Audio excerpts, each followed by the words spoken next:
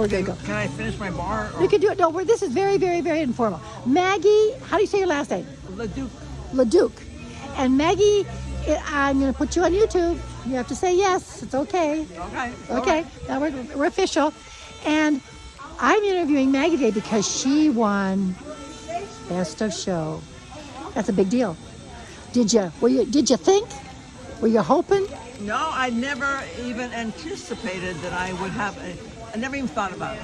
Really? Oh, yeah. Because you were surprised when I was congratulating. I'm stunned. Because it was, to me, it was such I love nature. Yes. And I always call a lot of my pieces rebirth or second chance. Yeah. Because when I go hiking, I'm collecting pine cones, pine needles, twigs, branches, pods of some kind. And I like to put them into the pieces. And so you thought it was maybe simple? Yes. Well, I'm going to be frank. When I first looked over, I want to be frank. I was looking at jellyfish. Oh, yeah. Because it's in your face. And it, and then I hadn't seen your piece because I didn't judge over there, so I didn't see. And then it came over, and you have to look at it for a little bit, and then you move closer. First of all, you're weaving those lines. You got those lines down, girl. And you look at that, and you say, "Oh no, we don't have to be crazy like me. You don't have to get out there flashy. You can do." And that manzanita, right? Yeah. Did you sand it? Yeah. Yeah, you can. You put love into that piece, and so that was all curves and lines, and your inside. How did you do the inside? Well, let's go back to the manzanita. Yeah, go back. Years ago, I was hiking up in Julian, right after the fires, and I was in the back country, and everything was decimated, and there was one pine tree that all the bark had fallen off. So my friend and I had her hike. We hiked 10 pieces of bark, and I wove around it and made wall-hanging pieces of the bark. Also, a lot of the manzanita was destroyed, so I brought a lot of manzanita back home, sanded it. A lot of it had wood chars on it, and I brought it home and made it artwork out of it. Second chance. Manzanita is sort of a weed, They have to get it back, cut it back in the fire areas. Debbie has to cut hers away all the time. Yeah. I have 2 stumps. You might want to work with a stump someday. They're wonderful. Oh, I bet. They were taking them off of her lot. I said, no, those 2 are mine. They're wonderful, but they're hard, just very hard wood. What you got, and then some of that is red, Yeah, I love it when the gray, everything's gray. In fact, when I did this piece, Bring it over. this is going to go on this. I can't see it. We're not in the right light. This is a piece of manzanita that's going to go on top of this when it's done. Yes. This is one of the I pieces. have a piece I did that almost. Yeah. The red, isn't it beautiful? Yeah, it is. Oh my God, Maggie, I almost have one like that. That's beautiful. So you started with the manzanita, beautiful piece, but then you had to have the right size gourd for that. That took a special look. Well, I cut that. I didn't know what I was going to do with that gourd. So I cut it open, and I on the other half, I have a beautiful antler on it. Yes. And I put the paper, some paper inside of it, and then I wove it with leather and beads and feathers, and the weaving it's the same size. It's the other half of that. Yeah. So then on the other one, I went, so it needs a piece of manzanita. So that's how the manzanita got on that one. I just looked at my manzanita pile, and so then you had to make sure you had the holes in the right place to put that. What you do is you put the manzanita on top of the weaving part, and then you weave around it. Okay, so you make it's already woven. Okay. And then you weave extra to do it on the branch. Okay. Because and that's an example of your piece. It wasn't, like I said, when I was and I'm not putting down the jellyfish at all. That was a beautiful piece. If you're a jellyfish person, you're listening to me. I'm not putting that down. I'm talking about why did we move to your piece? Because it wasn't as, like you said, that was a big, bold piece, but it was in Anything Goes, and that fit that category. So the person who did that, you were beautifully done. But one of the reasons I think that probably the voting went there was just because you took that simplicity of organicness to that level that's faster. And it was just a matter of the voting going that way. The person that did jellyfish did a wonderful job. Everybody, the intermediate that did that pyrotic gourd all over was phenomenal. I want them to know that. The voting was like slim between, and of course you're a little novice, you're always in there, but come on, honey, you can't win that. We're not gonna let you win that early. It's a little too soon for you to win, but you're on the table. A lot of novices don't get on that table, and that means you're gonna move forward. So if I'm speaking to those people today, I want them to know that you may say, oh, we loved that, and I want you to know, I loved jellyfish. I was judging it. I gave it that table award, but I said, but then each person is voting and they're looking at from their judging. So you all probably lost by 1/10 of a person or whatever it is. But I wanted people to get the analysis of the person who did that, because you were surprised too.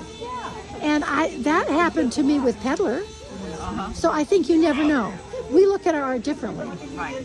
And but I like the judging. The judging went well this time. I was And I think that having the show here is a plus, because it's with the public again. I missed them. this is the first time since I've been helping the competition that they've had the public. And this is very But we always important. did. You just didn't know it. I know. And I missed it too, because listen, I ran into somebody who knows somebody at the Press Telegram. Maybe we can get an article. We can reach out here. Children were here. But then the way I want to reach this, because everybody, like when I talk to different people, they're like, I don't sell, I just give away. But you're a person who goes out to the fairs and you sell. Why did you start doing that? If I may ask. No. Because I had so many pieces lying around that my partner says, you got a lot of stuff here. Why don't you do something with that? I didn't know what to do. So I went to Peacemakers in Costa Mesa, and I heard that they had a craft fair. And so I went to them and I said, They do? I said that I would like to maybe participate in a craft fair, but I'm not sure if my work is good enough. So I brought some examples of my work. She goes, we would love to have you. So while doing the craft fair, people kept telling me that my work was above craft. Yes, it is. It's art. So they go, why don't you do an art show? I said, what's an art show? I've never done an art show. You're telling us. We don't know what I art show. don't even go to galleries. Yeah. So she says, well, you need to start doing a fine art show. So I had no clue about that. So it developed. You have to call galleries? No, I didn't call it. Because they put you down when you call them. Well, they are, since my prices are not very high, they take 50% or 60%. Oh, you don't think your prices are high? Okay. So then I started doing this fine art show. I go, oh, and little bit by little bit, I had to learn about how to set it up, how to get the tables, what about a canopy. And it's a whole process of how to do a show. Yeah. So I've been doing the shows now for probably about 15 years, and some are good, some are bad, some And you got to pay to get in them, don't you? Well, they're about usually $250 to $500. Wow, that's a lot of money. You're not going to recoup that easily. Well, you got to sell something. But they're higher prices though, because these are art people coming to buy. And if you travel somewhere, you're looking at gas and food and lodging. But these people are going to put these in beautiful homes or in other entries to hotels. Again, sometimes you sell some, and sometimes your artwork is not what they're looking for. So the worst I ever did was $45 for a weekend. How much? $45. Oh my God, you lost money. And then, the best I've ever done was $6,000, but that's rare. See, to me, I've always wanted to do what you do, but not to sell it, to do the experience. My problem is the stuff that I'm really not as good as you that way. I'm just not. You don't make 27 rhinos, it's not that kind of stuff. I guess I just want to talk to people like we do, and they come and they admire the piece and share. But then you have to pay to do that. But to me, I can't make enough pieces, because I make something so different each time. And then if I get a ribbon, I keep it, and I want to show it. My house is a gallery. Right. So I don't find myself being able to make more than one. So that's really not my gig, really. Yeah, but I just love the idea. And I've met so many incredible people that have become friends through doing shows, to lifelong friends now. And then they're traveling to different places.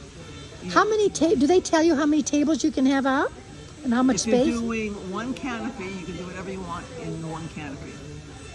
So the one canopy is like this. So One of these times I'll pay you for half of your thing, and I'll get a little table and just put myself on and put no prices on it. That's called experiencing. Yep. Can you buy this? No, this is just for you to look at. Yeah. You learn what works, what will show your artwork better. What will Yeah. So it's a learning process, and you keep learning. And I think it's fun you do it. We don't have anybody that does it. But just you. Sue does it too, though, right? Yeah, she's doing with me now. I got her to do shows because she was doing little craft shows. I said, But then you can share the weight of the money too. And you can share the work, and then you could share also the travel with somebody. Yeah. Usually for years, Jan would come with me, but you know, I only do 2 or 3 shows a year. She gets worn out by it. It's only exciting I if you don't do a like. lot of, like some people do 40 shows a year. That's still living. Like I wanted you to come out when my son lives in Arcata, which is the hippy dippy. I've been there. Have you been? They have this wonderful thing in Arcata itself has that park, and to do it around it. And I was there. Remember, and I sent you a thing. I said, "This you should be here." But then I realized, no, you could. There's no way to sit there and see anything. It's on the streets. It really wasn't. But I think they must do. I'm there now, and there's a place where you can do teaching. They have like an art place, and I'm going to go visit it. Good. But they need to see our work. But then I'm going to haul your ass up there. Excuse me, I can't say that on YouTube. Beautiful. I have some redwood slabs that I use for the base of some of my art pieces. Yes. Oh, I should look for some if you ever. But anyway, my son has a 6-acre farm now. Oh. He's in something called freshwater. Uh-huh. And so when I went there, I right there I texted. I said, "Oh, this is. They would like to see your work, but I don't. But they're not going to pay the prices. They're all hippies. No money there. But I want them to see our work. I'm going to bring this. I'm going to go there. Look at all the people that didn't really know today. Yes. There was a lot of people I invited to, and they had never seen art. And they're astounded. Because when I say, they say, "What do you do, Pamela?" "I'm a gourd artist." Then they come in my house. And they go, "What is this?" "Well, that's right." And I said, "But even when Rhino wasn't there, there's but I don't even do the stuff you do. I really don't. I don't know what I call myself. I know everybody says I'm out of the box. I think I'm there to shake up the art thing. But I'm not there. There's other pieces that are going to endure, I think. Really. I really do. I don't see myself that way. Well, I do you. You do you. Yeah. I do me. Yeah. Robin does her. Yeah. Stacy does her own self. Everybody is different, and as long as they continue to have the passion. And I think it's enjoy by it. piece. You get a piece that just calls to you, and that's it. And I've had some that I've given to family or people have come in. I have done that to an extent because I do some I don't care for it, you know. But I think that, and now I'm trying fiber. I'm going out to other things. But I just think that this is a jumping off. People just don't know our world. I wish they did. Well, they're learning more. It's Yes. Like, This is helping. They're hungry also to do creativity or to have peace of mind and be able to sit and think about it. A lot of women, when they were younger, they were into art. Yes. But then they got married, or they had to go to school, or they had to work. Yes. Now they're coming back. Yes. They want to do something. I They wanna heard this do what they- today. Yeah. One lady said to me, "Oh, I used to be a fiber artist." I said, "Why did you stop?" Life. And they said, "Well, do you do it?" I showed her my picture. I said, "I wanted to. I don't know. I did it 1 year." "Oh, that's what I did years ago." Well, come back. Huh? You don't have to come to us. They are coming back a little bit, and this is good. And having this little thing here. Jump starts. It jumpstarts. I saw a couple ladies picking up, like I did in Temecula the first time with my husband. You reach down and touch it. My husband said, "What are you going to do with that?" I It's don't know. calling to me. And then he said, "Look at this place over here called Wellburn, beginning classes. Carrie Deering, butterflies on a gourd, how to clean it." I just went because I could do it. And when I took art classes, I didn't do that well. And that's when I think it grabs you. Nobody had heard of it. What are you doing? What is that? And my husband even said, "This is fun. I can see why you're doing it." He wouldn't do it, but he loved that I did it. And I think that I saw people doing that here today. Stacy did wonderful things, showing it weekly, and they're touching it. And then this one girl said, "I'm going to take this home." Yes. Because we better get some younger people because we're dying out here, kiddo. Almost every major art thing, the wood carvers, same thing. Same thing. I'm in wood carvers. Anything that's working with their hands, they're dying. Because But we got a couple in wood carvers. We got some teenage boys. Yeah. They come, but they're not. They got their eyes in another. They're going to do their career. But someday they'll come back. I think they will. But yeah, the wood carvers are doing. We have people in their 30s. We got a couple 30-year-old ladies. I'm glad to see it. We got to get. I've got a gal that's my dog walker. She's an artist, a little young middle schooler. I put some gourds in her hand. Somebody's going to take a spark here. Well, years ago, when the people come to the shows, they say, well, I remember when I was in grammar school, we did gourds. Yes. Or we did a basket. I go, yeah, she says, I remember that when we were young. You know, I think so. I think so. I'm going to turn this off just for a second.